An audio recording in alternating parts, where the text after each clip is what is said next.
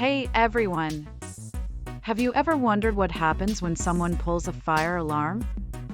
Well, today, we're diving into that topic. Pulling a fire alarm is a serious matter.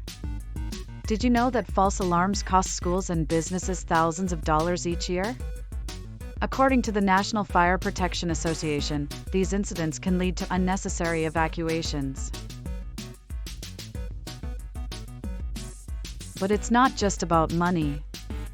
When a fire alarm is pulled without a fire, it can cause panic and confusion. In 2018, there were over 50,000 false fire alarms reported in schools alone. So, what happens when you get caught? In many cases, it leads to disciplinary actions, like getting grounded. It's important to understand that actions have consequences, especially in emergencies. In conclusion, pulling a fire alarm is not a joke. It's crucial to respect safety protocols and think before acting.